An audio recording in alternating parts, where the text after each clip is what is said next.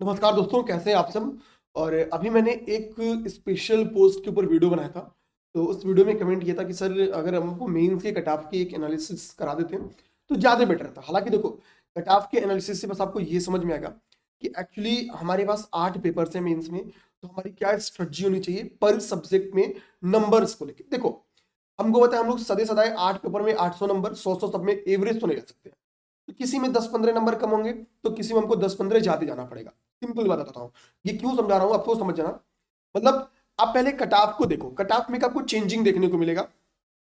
देखो, मैंने क्या किया पहले आपको बता दूं। तो मैंने यहाँ पे एक तो मैंने एसडीएम की कट ऑफ ली है, डिप्टी एसपी और एआरटीओ लिए।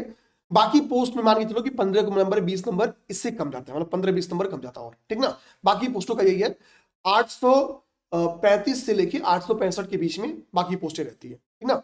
हालांकि अब देखो, यहाँ पे हम लोग क्या देखेंगे। एसडीएम का 2020 का मैंने कट ऑफ उठाया है, 21 का कट ऑफ उठाया है, 2022 का कट ऑफ उठाया है, और इसी के साथ ये आपका 2023 का कट ऑफ। इतने हमने कट ऑफ को पहले सेलेक्ट किया है। अब इन कट ऑफ का फायदा क्या है और कैसे क्या कट ऑफ में चेंजिंग हुई है, एक बार उसको ध्यान से देखेंगे तो आपको देखने को क्या मिलेगा कि 2022 तक जब तक ऑप्शनल सब्जेक्ट था तब तक एसडीएम के कट ऑफ 900 प्लस जा रहे थे। कितने? लगभग 917। यहां भी लगभग 900 हम लोग कह सकते हैं, यहाँ पे 912। तो हम लोग कह सकते हैं कि 900 प्लस कट ऑफ तब तक थे जब तक आपके ऑप्शनल पेपर्स इंक्लूडेड थे। उसके बाद से क्या हुआ, जैसे ही आपका ऑप्शनल हटा तो आपको 857 कट ऑफ गया। कितना? 857। और 2023 में सीटों की संख्या भले कम थी, 41 सीट 2023 में भी एसडीएम के थे। अब समझो मेरी भाई बात, डिफरेंस हमने समझ गया। तो एक तो हम लोग समझ गए कि भाई कि चलो अभी 2024 का हमको पता है कि भाई कि 2024 का अभी तो मेंस का रिजल्ट नहीं आया, तो फिर अभी मेंस का रिजल्ट आएगा, फिर इंटरव्यू कॉल आएगी, फिर 2-3 महीने बाद इसकी कट ऑफ आएगी। तो हम लोग मान के चलते हैं कि लगभग 857 कट ऑफ था, तो हम मान के चलते हैं भाई इसी में 917 900 898 912, तो लगभग पिछले 3 साल से जब तक ऑप्शनल था, आप देखो लगभग कट ऑफ क्या है, 5-10 कम हो रहा है, 5-10 ज्यादा हो रहा है, उसी के बीच में। तो इस बार भी आप मान के चलो कट ऑफ क्या रहेगा, लगभग 860 हम लोग मान सकते हैं इस बार कट ऑफ 860 के अराउंड, ठीक है। सीटें भी लगभग वही है, आई थिंक लगभग 50 के अराउंड सीटें हैं इस टाइम की, 24 की बात कर रहा हूँ। तो हमको क्या टारगेट करना होगा कि हमको एज ए एसडीएम अगर आपने ये मार्क्स टारगेट किया 860, ठीक है, 860 आपने टारगेट किया, तो आप पीसीएस तो कंफर्म बनोगे। अगर कहीं आपका फॉर एग्जांपल इस टारगेट से 30 से 40 मार्क्स मेंस में कम आते हैं ना, 30 से 40 मार्क्स अगर कम जाता है तो भी आप लोग क्या होगा, आप लोग कम से कम कोई पीसीएस की पोस्ट तो मिल ही जाएगी, ठीक है। हम बात करेंगे deputy SP, ARTO, DPRO, BDO, नायब तहसीलदार या स्पेशल पोस्ट में कहीं। अब देखो, हम अगर कैटेगरी वाइज देखें तो लगभग 20 मार्क्स कम जाता है मेंस में, फाइनल रिजल्ट की बात करें, जनरल कैटेगरी और ओबीसी के बीच में, ठीक है। और हम लोग कह सकते हैं ईडब्ल्यूएस देखो लगभग 10 मार्क्स कम, यहाँ पे इक्वली था, यहाँ पे क्या है ईडब्ल्यूएस और जनरल कैटेगरी इक्वल था। ये मैंने जो मार्क्स लिखा है ना, ये मिनिमम लिखा। आप कभी भी कटाव देखोगे तो ऐसे लिखा रहता है 974/917, यानी जो मैक्सिमम स्कोर हुआ वो 974 हुआ है, और जो मिनिमम स्कोर हुआ कितना हुआ 917, यानी कम से कम 917 बाकी लोग रिजल्ट लिए। तो मैंने मिनिमम स्कोर लिखा है, ठीक है। जो लास्ट एसडीएम जनरल कैटेगरी से बने होंगे उनका 917 नंबर रहा, ठीक है। तो मैंने मिनिमम वाला लिखा है भाई, इससे ज्यादा वाले तो सब बनेंगे जनरल कैटेगरी में, ठीक है। तो आप देख रहे हो इसके बाद से, यानी हम लोग कह सकते हैं ईडब्ल्यूएस का कट ऑफ सेकंड नंबर पे आपका जा रहा है मेंस में, ठीक है, फाइनल रिजल्ट की बात कर रहे हैं। तो 10 नंबर कम आपका है लगभग ईडब्ल्यूएस, और जनरल कैटेगरी से लगभग 20 नंबर कम आपका है ओबीसी कैटेगरी कट ऑफ, और लगभग यहाँ पे देखो 30 नंबर कम के करीब हम लोग कह सकते हैं। कभी कभी ये नंबर थोड़ा ज्यादा भी कम रहा है, ठीक है, बट हम लोग कहते हैं 30 से 40 नंबर कम आपके एसडीएम की कट ऑफ में, ठीक है, कम रहता किसका, तो एससी कैटेगरी कट ऑफ कम रहते हैं, ठीक है। अब हम लोग ये बात हम लोग क्लियर करनी है कि भाई कैटेगरी वाइज क्या कट ऑफ जाती है। तो हमको एक चीज इनसे क्लियर क्या हो गया कि मान लेते भाई कि 860, सपोज सपोज करो आप लोग कि भाई 860 कट ऑफ जा रहा है फाइनल रिजल्ट का, और तो मैक्सिमम आप लोग चलो कुछ लोग 74-75 का इंटरव्यू स्कोर कर लेते हैं, बट हम लोग एवरेज इंटरव्यू का स्कोर चलो मान लेते हैं कितना, 60 मार्क्स। कितना? 60 मार्क्स। तो भाई आपको जनरल कैटेगरी से मिनिमम कितना मेंस में मार्क्स चाहिए एसडीएम बनने के लिए, 800। ये जनरल कैटेगरी की बात हो गई, ये जनरल कैटेगरी। अब इसी में हम लोग ईडब्ल्यूएस की बात कर लें तो भाई आपको मिनिमम 790 चाहिए, एक बार तो बराबर ही गया है, तो हम लोग कहते हैं लगभग जनरल कैटेगरी का इक्वली चाहिए ईडब्ल्यूएस, ठीक है। ओबीसी कैटेगरी की बात करें ठीक है। ओबीसी कैटेगरी की बात करें तो हम लोग कह सकते हैं कि लगभग 780, ठीक है।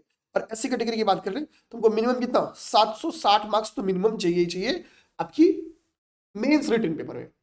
तो अगर हम लोग एक ओवरऑल टारगेट करें भाई 800 मार्क्स हमको क्या करना होगा, लेके आना होगा, 800 मार्क्स लेके आना होगा मेंस मुख्य परीक्षा में। हमारे पास पेपर भी कितने हैं, 8 पेपर्स हैं। तो जब 8 पेपर्स हमारे पास है यानी एवरेज हमारे पास कितने मार्क्स आ रहे हैं पर पेपर, लगभग 100 मार्क्स। हमको इतना लिखाना होगा पर पेपर कितना, लगभग 100 मार्क्स, ठीक है, लगभग 100 मार्क्स। अब देखो पहली बात, लगभग 100 मार्क्स एक पेपर, अभी बस 20 क्वेश्चन है, 20 में 100 मार्क्स आपको लेके आना है, ठीक है। अब एक चीज समझो, जब आप ये 100 मार्क्स कब आपके आएंगे जीएस में, ये 100 मार्क्स आपके जीएस में तब आएंगे जब आप पेपर में क्या करोगे, लगभग 20 क्वेश्चंस में 20 का 20 क्वेश्चन अटेम्प्ट करोगे, 20 का 20 क्वेश्चन, नहीं तो नहीं 20 तो मिनिमम 19 क्वेश्चन तो आपको अटेम्प्ट करना ही पड़ेगा मिनिमम अच्छे से। अब एक चीज सोचना होगा मेरे भाई, ये 100 मार्क्स लाने के लिए ना आपको सोचो कितनी परिश्रम करनी होगी, ठीक है। यूपीपीसीएस में एक जो मान्यता है, मान्यता का ये सच्चाई है कि अगर आप प्रीलिम्स और मेंस के बीच में, प्रीलिम्स से मेंस के बीच में, ये आप बहुत सारे टॉपर्स की मुंह से भी सुनेंगे, अगर आप लगभग 1500 क्वेश्चंस की प्रैक्टिस कर लेते हैं, ठीक है, तो पेपर में आए हुए लगभग सभी क्वेश्चन आपके प्रैक्टिस किए गए चीजों से साबित हो जाते हैं।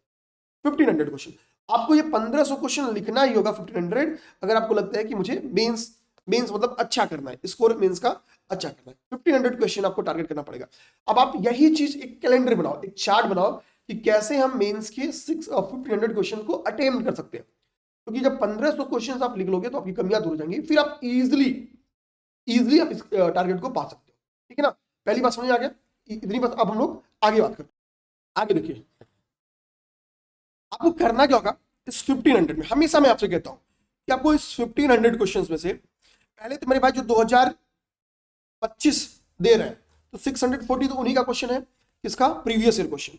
और मैं आपको प्रीवियस ईयर क्वेश्चन दिखाऊं भाई, डायरेक्टली कॉपी आ रहे हैं, डायरेक्टली कॉपी आ रहा है क्वेश्चन। खासकर मैं अभी जैसे पीआईक्यू मेंस में मेरी क्लास पॉलिटिक्स चल रही है, आप देखो कि अगर पार्लियामेंट्री कमेटीज के ऊपर क्वेश्चन है तो एक बार नहीं दूसरी बार भी क्वेश्चन है, लगभग सेम, ठीक है, लगभग सेम।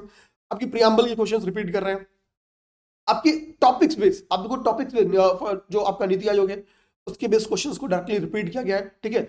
जुडिशियल एक्टिविज्म पे क्वेश्चन आया तो फिर रिपीट किया क्वेश्चंस, ठीक है। टूरिज्म आर पे क्वेश्चन आया फिर रिपीट किया क्वेश्चन, बुंदेलखंड पर्यटन सर्किट पे क्वेश्चन आया फिर रिपीट किया क्वेश्चन, पटेल जी की विलीनीकरण पे भूमिका आया फिर रिपीट किया क्वेश्चन। तो हम लोग देखेंगे कि मेंस में, जैसे आप प्रीलिम्स में देखते हो ना, हम लोग कहते हैं प्रीलिम्स में तो अगर हमने पूर्वावलोकन तैयार कर लिया तो हमको 60 लगभग 50 से 60 क्वेश्चन क्या डायरेक्टली मिल जाते हैं। तो आप अगर इन 640 क्वेश्चन की प्रैक्टिस कर लिया तो विश्वास मानो जो आपको मेंस में 120 क्वेश्चन जीएस, हिंदी के जो क्वेश्चंस हैं, ठीक है, हिंदी और आपके जो एसए के क्वेश्चंस हैं, इनके चलो हिंदी और एसए भी छोड़ते हैं, ये जो आपको 120 क्वेश्चंस आपको लिखने ना, आप जब भी मेंस लिखोगे इस 120 क्वेश्चन में आपकी मान के लो मिनिमम 60 क्वेश्चन का रेफरेंस आपके पीवाईक्यू से, मिनिमम 60 क्वेश्चन, मतलब आपकी तैयारी लगभग आधी समाप्त हो जाती है किससे, प्रीवियस ईयर के क्वेश्चंस को। और जो नए क्वेश्चंस बन के आते हैं ना वो भी पीवाईक्यू के क्वेश्चंस बता देते हैं कि भाई आने वाले ड्यूरेशन में क्या क्वेश्चंस आने हैं, क्योंकि पेपर में ऐसा देखा गया है जब टॉपिक रिपीट कर रहा है तो उसके मतलब फॉर एग्जांपल एक टॉपिक के 2 हिस्से पूछ चुके हैं, उसका बचा तीसरा हिस्सा आयोग पूछ लेती है, ठीक है ना, ध्यान देना चाहिए। ये बात एक बार नहीं, आप देखो गुप्ता पीरियड स्वर्ण पीरियड क्यों कहा जाता है, ये क्वेश्चन है तो उसके एक बार पहले क्या पूछा भाई कि गुप्ता पीरियड में जो साइंस एंड टेक का अचीवमेंट था बताओ।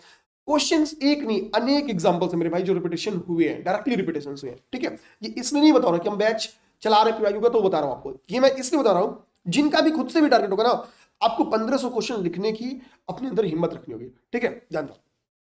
तो 640 क्वेश्चंस आपको तो केवल पीवाईक्यू से लिख जाओ, और जैसे ही 2025 का मेंस हो जाएगा तो 25 का मेंस होगा तो क्या हो जाएगा 640 क्वेश्चंस में, इस 640 क्वेश्चन में आपका 120 क्वेश्चन इस बार ऐड हो जाएगा। जैसे ही 120 क्वेश्चन ऐड होगा इन प्रश्नों की संख्या कितनी हो जाएगी, तो आपकी इन प्रश्नों की संख्या 640 प्लस 120 यानी 760 क्वेश्चन हो जाएंगे, 760 क्वेश्चन हो जाएंगे।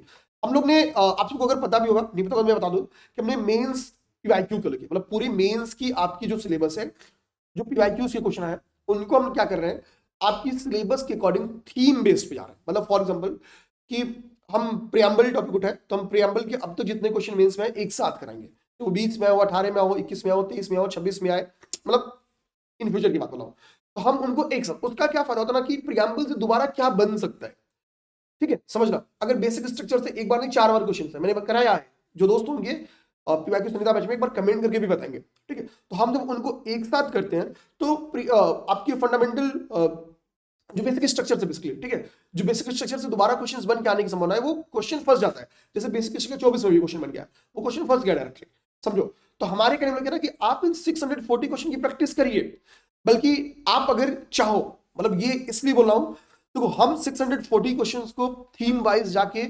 लगभग 100 क्लासेस में आपसे करा देंगे, मतलब 100 क्लास में आपकी पूरी प्रैक्टिस करा, पूरी प्रैक्टिस करा देंगे, विश्वास करो आप। मतलब इस बार मेंस में अब तक इस बैचेस से सैकड़ों की संख्या में लोग जुड़ चुके हैं, तो ये विश्वास ही है, सिंपल मतलब को हम लोग क्या है, हमारे पास अपना परिश्रम ही है दिखाने के लिए, ठीक है।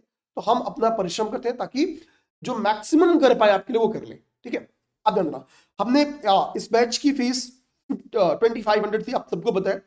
अभी हमने क्या किया, इस बैच की फीस आपकी 1500 कर दी है। और ऐसा नहीं कि कोई ऐसा एक दिवसीय ऑफर कर दिया कि भाई एक दिन में जो ज्वाइन करेगा उसको 1500 का मिल जाएगा। अब इस बैच की फीस मैंने चूंकि बाद में चीजें समझ में आती कि ठीक है थोड़ा सा और इसको वो कर लेते हैं, क्योंकि सब लोग नहीं दे सकते 2500, तो हमने क्या किया 1500 आपकी पूरी मेंस की बैच की फीस ही रख दिया।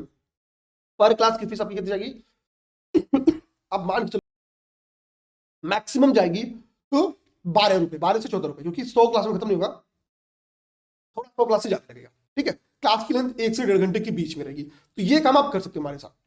मैं आप सबसे कहूंगा, जिन भी मेरे दोस्त का खास तौर पे 2025 का प्री मेंस नहीं है, 26 के लिए तैयारी कर रहे हैं, भाई आप मेंस के लिए कुछ मत खर्चाओ, केवल पीवाईक्यू संहिता करके उसके नोट्स बना दो। आप प्रीलिम्स निकालो, अगर आपका रिजल्ट नहीं हुआ तो बोलना, मतलब इतनी प्रैक्टिस के बाद करा देंगे कि आपसे सारे क्वेश्चन आपके सामने छन के आएंगे, आपको दिखेंगे पेपर में कि हाँ सब क्वेश्चन मेरे आंख के सामने हमने प्रैक्टिस किए हैं, वो दिख रहे हैं। इस बात का विश्वास दिलाता हूं आपको, ठीक है। तो मेंस पीवाईक्यू के लिए पीवाईक्यू संहिता बैच हमने स्टार्ट कर ली है, और जब आपका 26 का मेंस आएगा उसके पहले 25 के जो 120 क्वेश्चन है आपसे बिना 1 रुपए लिए हम इस 120 क्वेश्चन को डिस्कस करके ग्रुप में आपको शेयर कर देंगे। Plus time to time mains को लेकर जितने भी डाटा रिपोर्ट्स और भी जितनी अपडेशन है वो हम जरूर कराते हैं। आप मेंस पीवाईक्यू की बैच में जितने भी लोग हैं उनको पता है कि हम जितनी भी अपडेट्स आते हैं मेंस को लेकर जिनका हम यूज कर सकते हैं, बल्कि यहां तक कि उन टॉपिक्स को हम लोग मेंस के किस पेपर में कहां जाके एग्जांपल के तौर पे यूज करें, वो सब इन डिटेल चर्चा करते हैं।